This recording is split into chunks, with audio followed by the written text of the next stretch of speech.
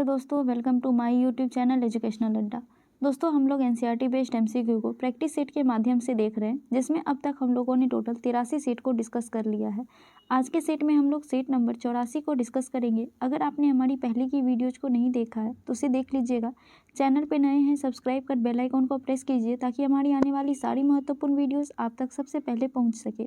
तो चलिए स्टार्ट करते हैं आज के सेशन को। आज के सेट का पहला प्रश्न है, राज्य के अधीन लाभ का पद धारण करने वाला कोई व्यक्ति किसी विदेशी राज्य से कोई भेंट, उपलब्धि या फिर पद निम्नलिखित में से किसके अनुमति के बिना स्वीकार नहीं करेगा। तो दोस्तों, राष्ट्रपति के अनुमति के बिना कोई भी व्यक्ति विदेश से कोई भी भेंट, उपलब्धि या फिर पद स्वीकार नहीं करेगा। इसका सही आंसर ऑप्शन नंबर ए हो जाएगा। दोस्तों, इसकी चर्चा आर्टिकल नंबर 18 में की गई है।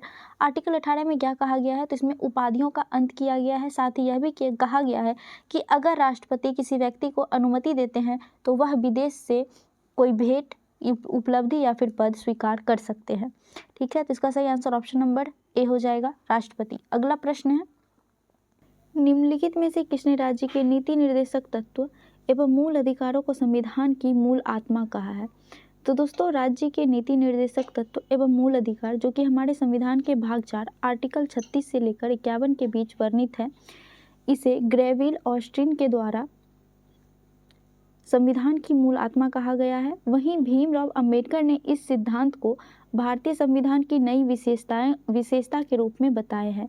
तो इसका जो सही आंसर हो जाएगा वो ऑप्शन नंबर ए हो जाएगा, ग्रेविल ऑस्ट्रिन। अगला प्रश्न है, निम्नलिखित में से किसकी नियुक्ति राष्ट्रपति द्वारा नहीं की जाती है।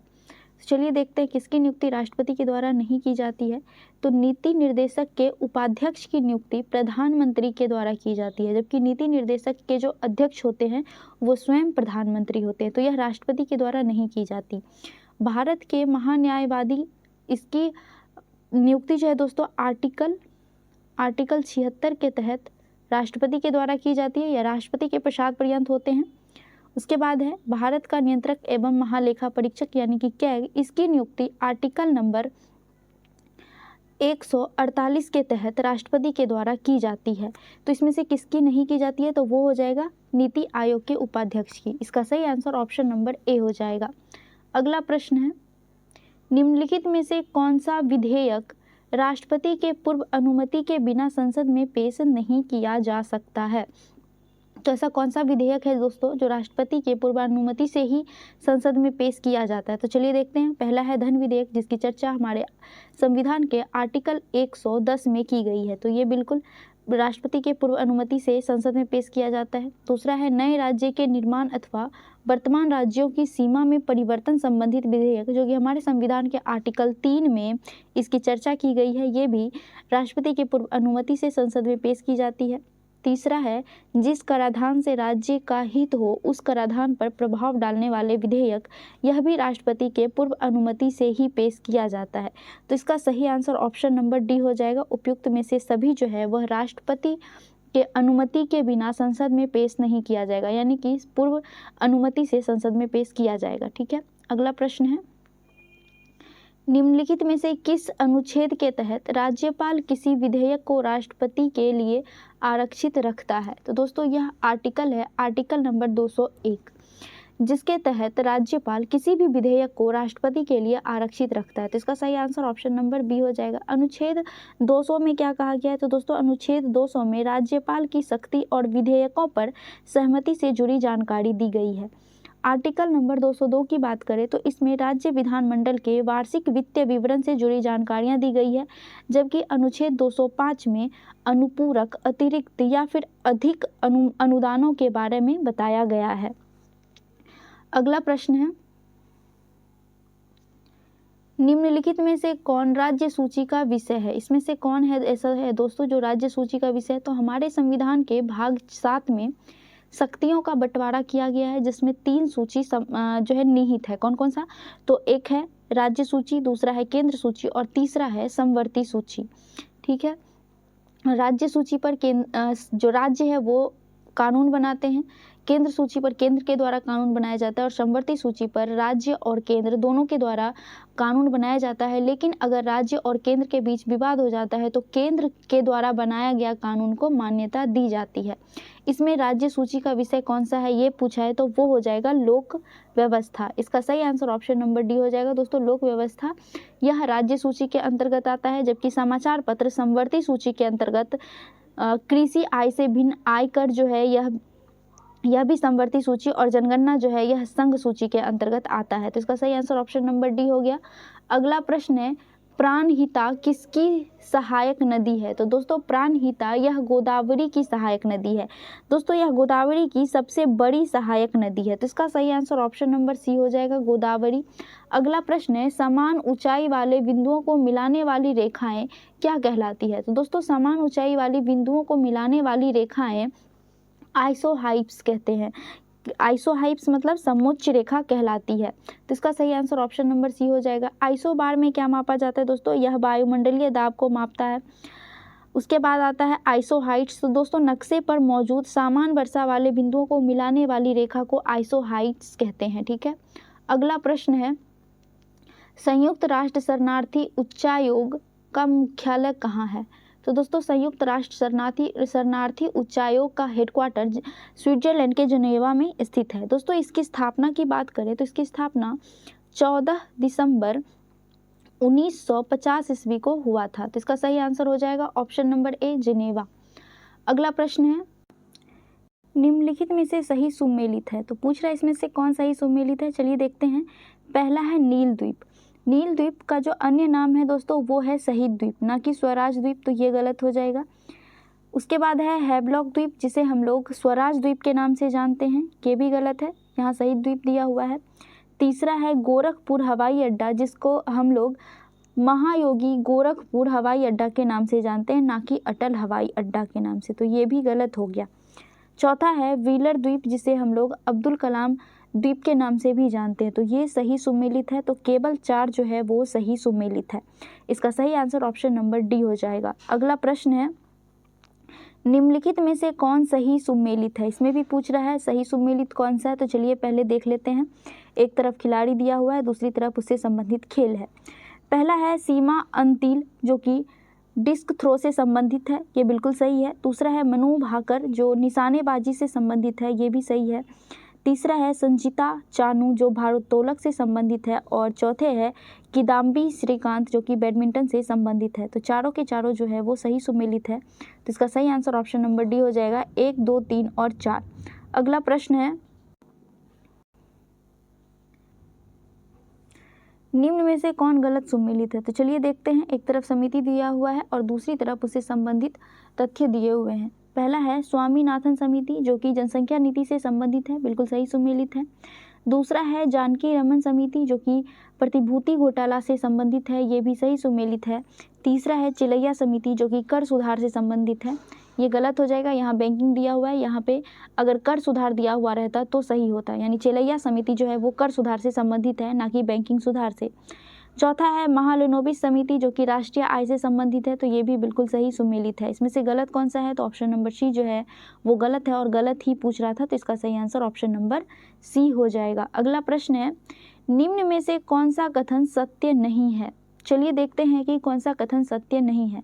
पहला है वास्तविक प्रतिबिंब वस्तु की अपेक्षा हमेशा उल्टा बनता है, तो ये बिल्कुल सही है। वास्तविक प्रतिबिंब जो है दोस्तों वो हमेशा उल्टा बनता है।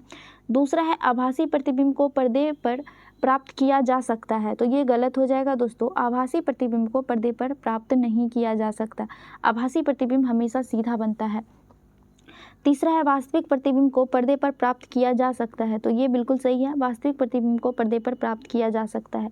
चौथा है आभासी प्रतिबिंब वस्तु की अपेक्षा हमेशा सीधा बनती है, तो अभी हमने बताया बिल्कुल आभासी प्रतिबिंब हमेशा सीधा बनता है। तो इसमें से गलत कौन सा है? तो ऑप्शन नंबर बी जो है वो गलत है, यानी सत्य नहीं है पूछ रहा था, तो ऑप्शन नंबर बी इसका सही आंसर हो जाएगा। अगला प्रश्न है कोशिका में उपस्थित प्लाज्मा झिल्ली निम्न में से किसकी बनी होती है? तो दोस्तों कोशिका में उपस्थित प्लाज्मा झिल्ली जिसे हम लोग कोशिका झिल्ली के नाम से भी जानते हैं, यह प्रोटीन और लिपिड की बनी हुई होती है।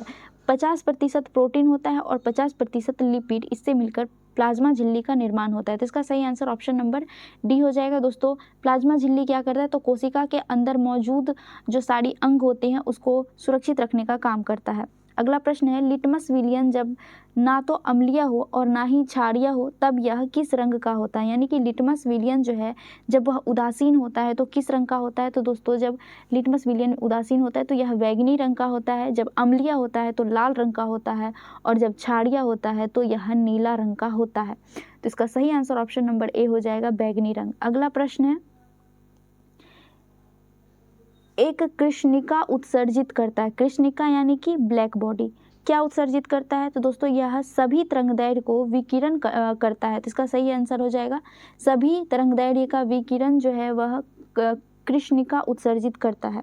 दोस्तों कृष्णिका को आदर्श पिंड भी कहा जाता है। यह हर तरह के आवृत्ति के विकिरणों को एक समान अवशोषित और उत्सर्जित करने का काम करता है। अगला प्रश्न है, न्यूक्लियर रिएक्टर में मॉडरेटर का कार्य क्या होता है। तो दोस्तों न्यूक्लियर रिएक्टर में मॉडरेटर का कार्य होता है, यह तेज गति से चलने वाले न्यूट्रॉन को धीमा करता है। तो इसका सही आंसर ऑप्शन नंबर बी हो जाएगा, न्यूट्रॉन के लोड को कम करना। अगला प्रश्न है, C6H12 और O6 C का ऑक्सीकरण संख्या है। तो दोस्तों C6H12O6 में C का ऑक्सीकरण संख्या 0 होता है। इसका सही आंसर ऑप्शन नंबर डी हो जाएगा, 0। अगला प्रश्न है, निम्न में से कौन सी ग्रंथि रक्तचाप को नियंत्रित करती है। तो दोस्तों रक्तचाप को नियंत्रित करने का काम अधिवृक्क ग्रंथि करती है। दोस्तों अधिवृक्क ग्रंथि 2 हार्मोन की बनी हुई होती है। कौन कौन सी, तो एल्ड्रोस्टेरोन और दूसरा होता है एड्रेनलाइन।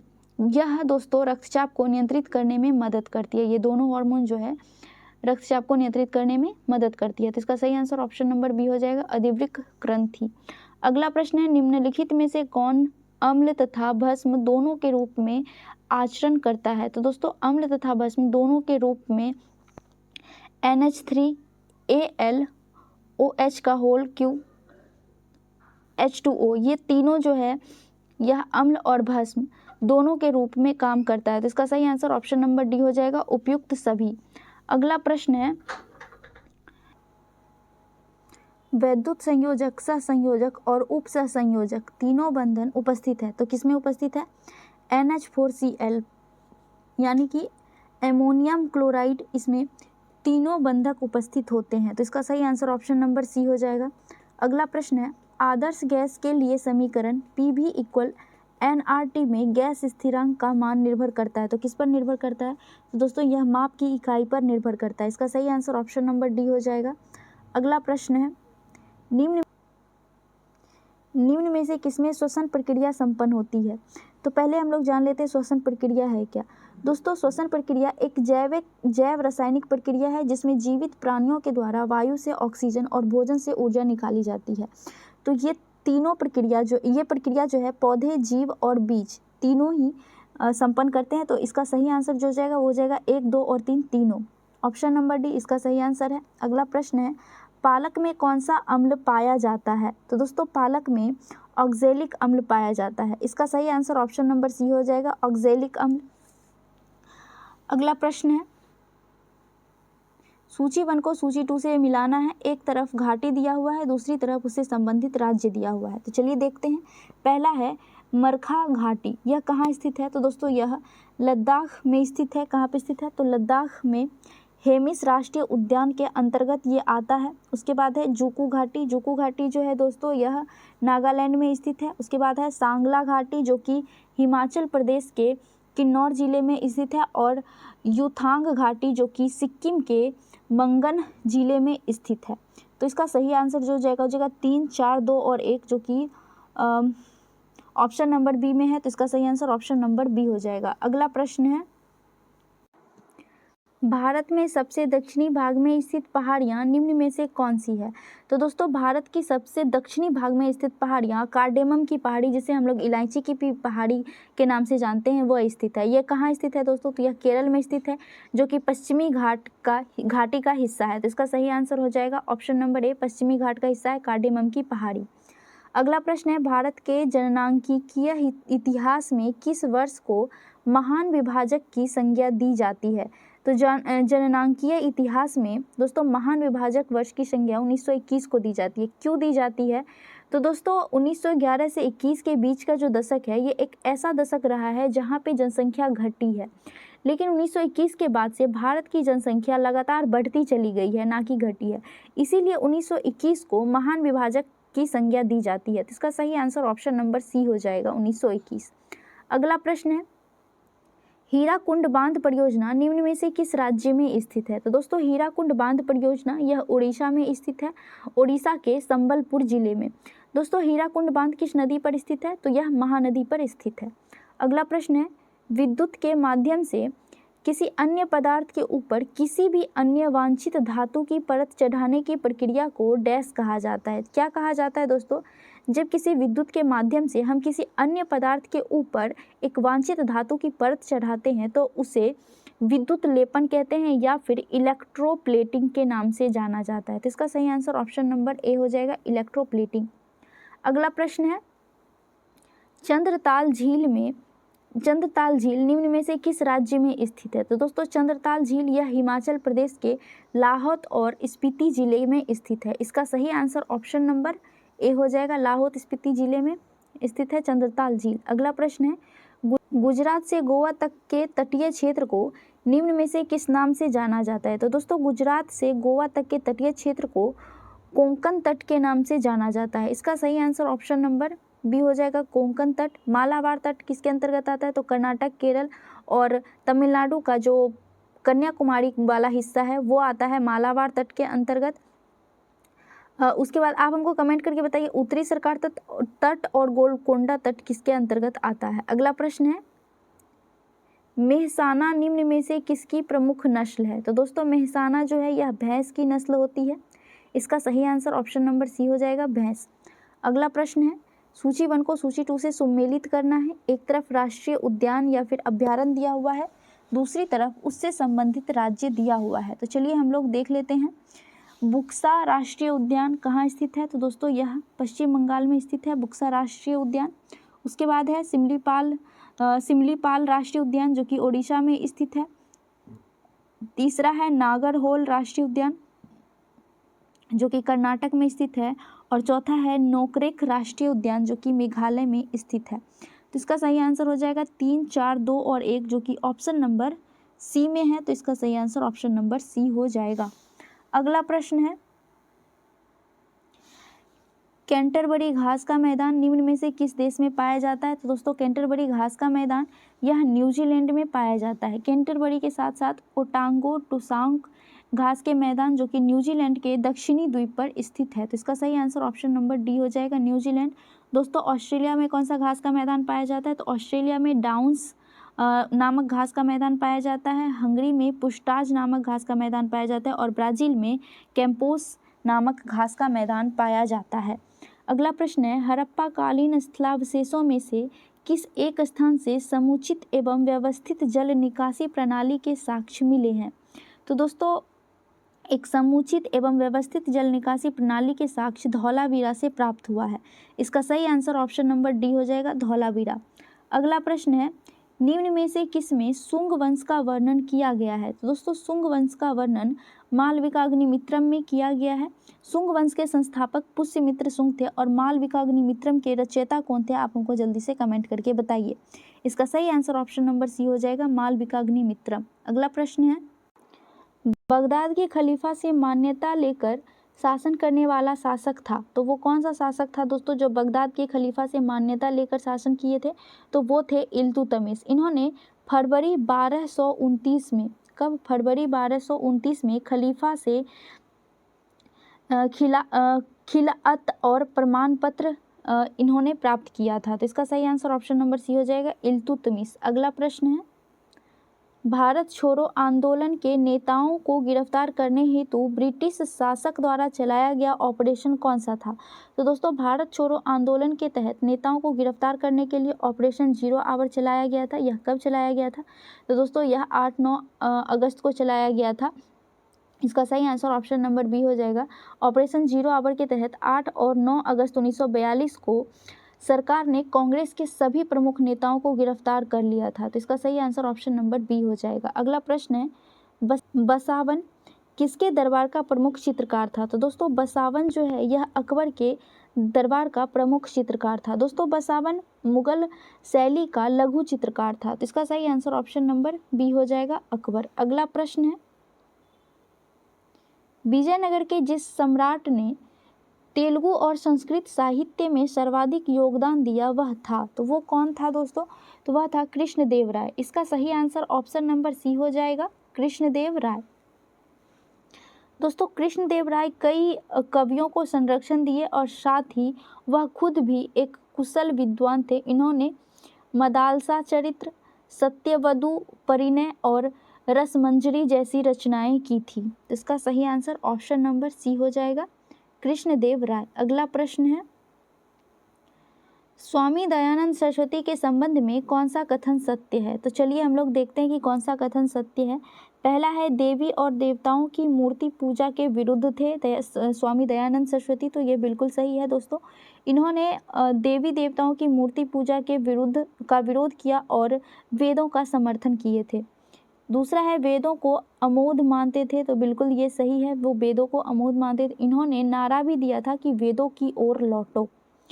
तीसरा है, ईश्वर चंद्र विद्यासागर से मिले थे और उनसे विचार विमर्श किया था। तो दोस्तों कलकत्ता में स्वामी दयानंद सरस्वती की मुलाकात ईश्वर चंद्र विद्यासागर से हुई थी और उनसे विचार विमर्श भी उन्होंने किया था। तो इसका सही आंसर जो होगा वो होगा ऑप्शन नंबर ए, 1, 2 और 3। अगला प्रश्न है, सहायक संधि से विलेजली द्वारा भारतीय राज्यों को राजनीतिक परिधि में लाने का प्रयास किया गया। इसके व्यवस्थित कालानुक्रम में निम्न में से कौन सही है? तो सहायक संधि में सबसे पहले जो सहायक संधि को अपनाए थे वो कौन थे? तो वो थे हैदराबाद। हम लोग याद रखते हैं HMTAPBS, यानी हैदराबाद, मैसूर, तंजौर, अवध, पेशवा, भोसले और सिंधिया। ठीक है, तो सबसे पहले हैदराबाद हुआ था, उसके बाद तंजौर, फिर अवध और फिर भोसले, ऐसे है। तो इसका सही आंसर ऑप्शन नंबर डी हो जाएगा। अगला प्रश्न है, निम्नलिखित युग्मों में से कौन सही सुमेलित नहीं है? तो चलिए हम लोग देखते हैं कि कौन सही सुमेलित नहीं है। पहला है सुगौली की संधि। दोस्तों सुगौली की संधि भारत और नेपाल के बीच हुआ था, यह 1816 ईस्वी में हुआ था। तो ये बिल्कुल सही है। दूसरा है अवध का विलय। अवध का विलय दोस्तों कुशासन का आरोप लगाकर 1856 ईस्वी में इसे हड़प लिया गया था, ये भी सही है। तीसरा है सिंध का विलय। सिंध का विलय दोस्तों 1843 ईस्वी में हुआ था, ना कि 1848 ईस्वी में, ये गलत हो जाएगा। चौथा है झलकी की संधि जो कि 1752 ईस्वी में हुआ था, ये भी सही सुमेलित है। तो इसमें से गलत कौन सा है? ऑप्शन नंबर सी जो है वो सही हो जाएगा, क्योंकि इसमें कौन सुमेलित नहीं है वही पूछ रहा था। अगला प्रश्न है, विश्व प्रसिद्ध कश्मीर घाटी और डल झील अवस्थित है। दोस्तों कश्मीर घाटी और डल झील यह बृहद हिमालय और पीर पंजाल के बीच स्थित है। तो इसका सही आंसर ऑप्शन नंबर ए हो जाएगा, बृहद हिमालय और पीर पंजाल के बीच। दोस्तों डल झील जो है यह कश्मीर घाटी के अंतर्गत ही आता है। अगला प्रश्न है, निम्नलिखित में से कौन एकाधिकार प्रतिस्पर्धा की प्रकृति नहीं है? इसमें कौन एकाधिकार प्रतिस्पर्धा की प्रकृति नहीं है ये पूछ रहा था। पहले हम लोग जान लेते हैं एकाधिकार प्रतिस्पर्धा है क्या। तो दोस्तों जब कोई कंपनी समान लेकिन पूर्ण विकल्प नहीं होने वाला उत्पादन और सेवा देती है तो उसे एकाधिकार प्रतिस्पर्धा की प्रकृति कहते हैं। इसके अंतर्गत विक्रेता की अधिक संख्या, उद्यमों का स्वतंत्र प्रवेश और उद्यमों का स्वतंत्र निकास शामिल है। इसमें सजातीय उत्पादन जो है यह एकाधिकार प्रतिस्पर्धा की प्रकृति नहीं है। तो इसका सही आंसर ऑप्शन नंबर डी हो जाएगा, सजातीय उत्पाद। अगला प्रश्न है, यदि सीमांत उत्पादकता बढ़ती जाती है तो यह दर्शाती है। तो दोस्तों जब सीमांत उत्पादकता बढ़ती जाती है तो यह वृद्धिमान प्रतिफल का नियम को दर्शाता है। इसका सही आंसर हो जाएगा ऑप्शन नंबर ए, वृद्धिमान प्रतिफल का नियम। अगला प्रश्न है, सकल घरेलू उत्पाद और सकल राष्ट्रीय उत्पाद में अंतर है। तो दोस्तों सकल घरेलू उत्पाद यानी कि जीडीपी और सकल राष्ट्रीय उत्पाद यानी जीएनपी, इन दोनों में क्या अंतर है पहले हम लोग वो जान लेते हैं। तो जीडीपी क्या होता है? तो दोस्तों किसी भी देश की सीमाओं के अंदर उत्पादित वस्तुओं और सेवाओं का मूल्य होता है जीडीपी। यानी कि आपका देश जैसे भारत है, इसमें भारत के रहने वाले नागरिक और साथ में जो विदेश से आए हुए नागरिक हैं वो सभी जो भारत के अंतर वस्तु और सेवाओं का मूल्य होता है वो सकल घरेलू के अंतर्गत आता है। जबकि जीएनपी में क्या होता है, तो दोस्तों जीएनपी में देश के नागरिकों के द्वारा घरेलू या फिर विदेशों में उत्पादित वस्तु और सेवाओं का मूल्य होता है। यानी अगर भारत का नागरिक किसी अन्य देश में जाकर भी वस्तु या फिर सेवा दे रहा है तो उसका मूल्य भारत के जीडीपी में जीएनपी में जोड़ा जाएगा, यानी भारत के उत्पाद में जोड़ा जाएगा, तो वो होता है जीएनपी। तो इसका जो सही आंसर होगा वो हो जाएगा ऑप्शन नंबर ए, विदेशों से प्राप्त शुद्ध आय। अगला प्रश्न है, विश्व रंगमंच दिवस कब मनाया जाता है? तो दोस्तों विश्व रंगमंच दिवस यह 27 मार्च को मनाया जाता है। इसका सही आंसर ऑप्शन नंबर बी हो जाएगा। इसकी शुरुआत कब से हुई थी दोस्तों? तो इसकी शुरुआत 1961 ईस्वी में अंतर्राष्ट्रीय रंगमंच संस्थानों के द्वारा की गई थी। और क्यों, इसका उद्देश्य क्या रखा गया था? विश्व स्तर पर रंगमंच के महत्व को समझाना इसका उद्देश्य था। अगला प्रश्न है, निम्न में से कौन सा शब्द लॉन टेनिस से संबंधित है? इसमें कौन सा शब्द है जो लॉन टेनिस से संबंधित है? तो दोस्तों लॉन टेनिस से स्मैश, चेज और इन, ये तीनों संबंधित शब्द है। तो इसका जो सही आंसर हो जाएगा वो हो जाएगा ऑप्शन नंबर सी, 1, 3 और 4। जबकि स्ट्रोक जो है दोस्तों यह तैराकी से संबंधित है। अगला प्रश्न है और आज के सेशन का लास्ट प्रश्न है, वीडियो कैसी लगी जरूर बताइएगा। प्रश्न है, निम्नलिखित में से कौन सा युग्म सही सुमेलित नहीं है? एक तरफ गुप्तचर संस्था दिया हुआ है, दूसरी तरफ उससे संबंधित देश दिया हुआ है। तो चलिए हम लोग देखते हैं कि कौन सही सुमेलित नहीं है। पहला है मोसाद जो कि इजराइल के गुप्तचर संस्था है, ये बिल्कुल सही सुमेलित है। दूसरा है साबाक जो कि ईरान की गुप्तचर संस्था है, ना कि इराक की, तो ये गलत हो जाएगा। इराक की जो गुप्तचर संस्था है वो है INIS, ठीक है। और सावाक किसका है? तो ईरान का है। तीसरा है मुखबरात जो कि मिस्र की गुप्तचर संस्था है। उसके बाद है नाइचो जो कि जापान की गुप्तचर संस्था है। तो ये दोनों सही सुमेलित है। गलत कौन सा सुमेलित है? तो वो है ऑप्शन नंबर बी, साबाक। तो इसका सही आंसर ऑप्शन नंबर बी हो जाएगा। तो हमारा आज का सेशन यहीं तक था। वीडियो कैसी लगी कमेंट में ज़रूर बताइएगा। अच्छी लगी हो तो लाइक करके जाइएगा, अपने दोस्तों से शेयर कीजिएगा। अगर चैनल पर नए हैं सब्सक्राइब कर बेल आइकन को प्रेस कीजिए। मिलते हैं नेक्स्ट सेट में। जय हिंद।